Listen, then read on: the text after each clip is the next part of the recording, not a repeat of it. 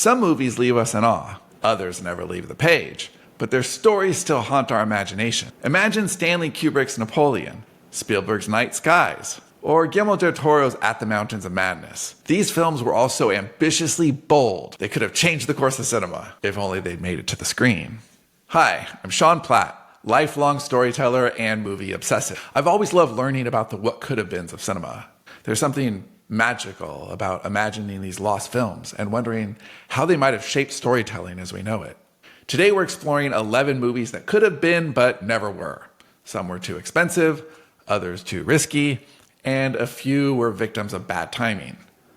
But all of them remind us of the delicate balance between vision and reality in the world of filmmaking. What if Napoleon had redefined the biopic? What if Night Skies had turned aliens into our greatest fears instead of our closest friends? Would cinema itself look different today? Each of these films represents not just a lost project, but a vision too bold, too strange, or too ahead of its time.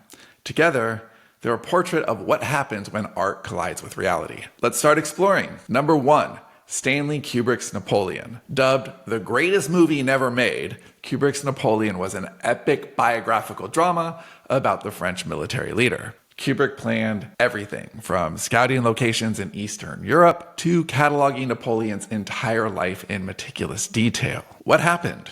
Jack Nicholson was cast to play the historical figure, but studios balked at the film's budget after Waterloo, which came out in 1970 and was a much similar film, bombed big time at the box office. Kubrick eventually shelved the project, though elements of it resurfaced in his later film Barry Lyndon. That movie is considered a masterpiece, but I admit to falling asleep the only time I watched it. Even unfinished, Napoleon is a ghost in cinematic history, haunting every director who dreams of ambitious epics. Fun fact, Spielberg is rumored to be developing a mini-series based on Kubrick's Napoleon. That would be the second time he's finished off the maestro's work following his adaptation of Kubrick's script AI, when the director passed shortly after he finished his final masterpiece, Eyes Wide Shut. I did not fall asleep on that one. Speaking of Spielberg, number 2, Steven Spielberg's Night Skies. When Columbia wanted a sequel to 1977's Close Encounters of the Third Kind, Spielberg developed this as an alternative dark alien story inspired by reports of extraterrestrial encounters in Kentucky. The movie was to feature terrifying alien invaders terrorizing a small family. But Spielberg decided to take a different route because he felt uncomfortable with the story's dark and violent tone. During the development process, Spielberg reportedly became more interested in exploring a heartwarming, optimistic story about a peaceful alien befriending a child, an idea inspired by his own childhood feelings of loneliness following his parents' divorce. This shift led to the creation of E.T. the Extraterrestrial, which traded the terror of Night Skies for a sense of wonder and emotional connection. Imagine if E.T. hadn't phoned home, but instead clawed its way through the walls of a farmhouse. Would Spielberg's legacy as Hollywood's optimist look very different? Number 3. Alejandro Jodorowsky's Dune. Before David Lynch and Denis Villeneuve, Alejandro Jodorowsky attempted to bring Frank Herbert's genre-defining sci-fi classic to life in the 1970s. Jodorowsky envisioned a surreal, mind-bending 14-hour epic starring Mick Jagger, Orson Welles, and Salvador Dali. Pink Floyd was even set to compose the soundtrack. Unfortunately, the project was deemed too expensive and eccentric because it was. But its influence could still be seen in later films like Blade Runner and even Star Wars. You can check out the documentary Jodorowsky's Dune for a fascinating look at what might have been. Number 4. Guillermo del Toro's At the Mountains of Madness. Guillermo del Toro dreamed of adapting H.P. Lovecraft's terrifying exploration of ancient evil into a big-budget film starring Tom Cruise. The novella tells the story of a doomed Antarctic expedition that uncovers horrifying secrets buried deep beneath the ice. Secrets that could drive men mad or end the world itself. The project fell apart in 2011 when studios grew wary of the R-rated content and ballooning costs. Del Toro later admitted that elements of this film inspired his Oscar-winning The Shape of Water, which happens to be my favorite Del Toro movie. Few directors understand beauty and horror as intimately as Del Toro. If anyone could bring Lovecraft's madness to life, it's him. Fans of both artists still dream of what could have been. Number 5. Orson Welles' Heart of Darkness. Before Citizen Kane, Orson Welles planned to adapt Joseph Conrad's Heart of Darkness into a groundbreaking feature film. The novella follows Marlowe, a sailor venturing deep into the Congo as he searches for the enigmatic ivory trader Kurtz, uncovering harrowing truths about imperialism, greed, and human nature. Why was it never made? Budget concerns and technical challenges. The project was abandoned, but Welles recycled many of its themes for Citizen Kane. Welles wanted the entire story from Marlowe's perspective, an ambitious, innovative technique for its time. While the project never materialized, its themes inspired Apocalypse Now decades later. Welles may not have brought Heart of Darkness to the screen, but his influence ensured the story's legacy, even if it took a detour through the jungle. Number 6. Tim Burton's Superman Lives. At the midway point of this list comes the first one I got to experience firsthand. I was already a film buff and a comic geek, and internet rumors were a thing back in the late 1990s when Tim Burton was set to direct Superman Lives, starring Nicolas Cage as the Man of Steel. With a comic-inspired screenplay by Kevin Smith, based on a storyline from the early 90s that I got to read in real time, Superman Lives would have reimagined the Man of Steel's battle with Doomsday and introduced a giant spider-like villain. That part is more relevant than you might think. Although the film never made it to the screen, Burton's gothic aesthetic combined with Cage's offbeat energy remains one of cinema's most tantalizing what-ifs. The project was canceled in late 1997, not just due to ample creative differences, but specifically after the failure of Batman and Robin made Warner Brothers extremely nervous about superhero films in general. The 2015 documentary The Death of Superman Lives, What Happened, chronicles the fascinating collapse of this bizarre project. Kevin Smith's hilarious retelling of his involvement in Superman Lives, from script writing to a producer's bizarre insistence on that giant spider, makes this saga even more legendary. Number 7. It's David Lynch's Ronnie Rocket. Described as a surreal exploration of electricity, identity, and dual realities, Ronnie Rocket was apparently Lynch at his most Lynchian.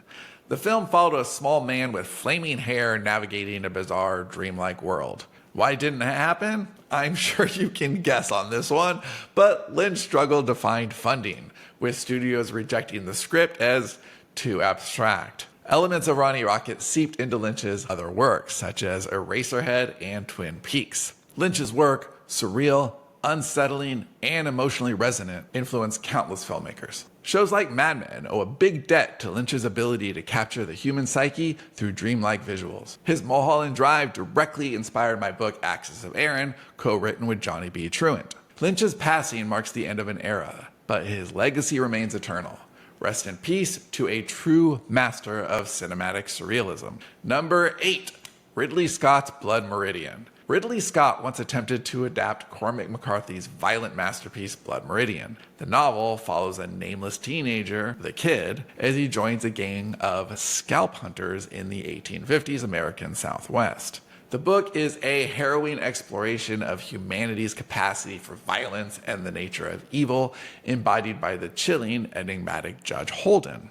Scott, known for his visual and thematic intensity, was drawn to McCarthy's haunting prose, but the project proved too dark and uncompromising for studios. The novel's unflinching look at human nature and its poetic yet horrifying prose make it a daunting but captivating project, one that Scott himself admitted might never find the right medium.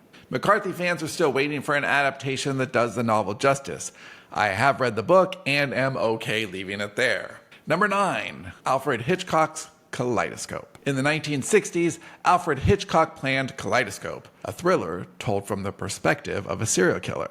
The plot would have inhabited the mind of a killer stalking women in New York City, with groundbreaking experimental cinematography intended to mirror the character's fractured psyche. The project was ultimately shelved after studio executives deemed it too graphic and disturbing, but Hitchcock repurposed some of its ideas for Frenzy in 1972, a movie my mother really hated. The evolution of the serial killer genre owes a lot to Hitch. Kaleidoscope would have defined the genre decades before Silence of the Lambs or Seven. Number 10. Quentin Tarantino's The Vega Brothers. I'm a big Tarantino fan. His dialogue is unmatched, and I love how he stitches his influences into something new every time. The dude also loves to talk, And he might have more unmade projects than any other director, at least ones that are publicly mentioned. But we'll focus on one today. Fans of Pulp Fiction and Reservoir Dogs know Vincent Vega, played by John Travolta, and Vic Vega, played by Michael Madsen, as iconic Tarantino characters. At one point, the director considered a prequel exploring their backstory, imagining them as small-time criminals climbing the ranks. But as both actors aged out of the roles, the project became less feasible. Tarantino has said the story would have been set in Amsterdam during the brothers' early days. He imagined a world of slick suits, heists, and plenty of blood-soaked banter. A film that would have brought both Vega brothers' implied swagger to the big screen. Some of Tarantino's tantalizing other unmade projects include Kill Bill 3, a 70s-inspired spy movie, and the infamous Star Trek reboot that would have been R-rated. But the Vega brothers remains a favorite what-if for fans. Number 11, George Miller's Justice League Mortal. This is another one that I was paying close attention to on rumored boards back in the day. Long before Zack Snyder's DCEU, George Miller was set to direct Justice League Mortal. You may know him from such films as all the Mad Max movies and Happy Feet. Yes, same dude. Justice League Mortal would have cast Armie Hammer as a non-people-eating Batman and Megan Gale as Wonder Woman. The project was fully cast and production was about to begin in 2007 when the Writers Guild strike and budget concerns halted everything. Concept art and leaked photos reveal what could have been one of the most ambitious superhero films of its time, a year in front of Iron Man, which built the MCU and changed comic book movies forever, while also slathering superhero TV shows into our lives like too much mayo on my burger. These unmade films offer a glimpse into the imaginations of legendary filmmakers pushing the boundaries of what cinema could be. So, what's the unmade movie you wish you could watch? Let me know in the comments. If you love stories about dangerous, unmade movies, you'll love Plot 147. It's a story about a screenplay so powerful it's been erased from history. Grab your copy below and explore a world where fiction is friction. And I'll see you mañana. And oh my god, I just remembered like the ultimate unmade movie. I can't believe it didn't make it on my list. It's Darren Aronofsky's Batman Year One. What the fuck? That is like my ultimate. I can't believe that's the one movie I really, really, really wish was made. I followed it all at the time. I didn't remember it until I was on number 11 reading, and I'm like, ah, shit.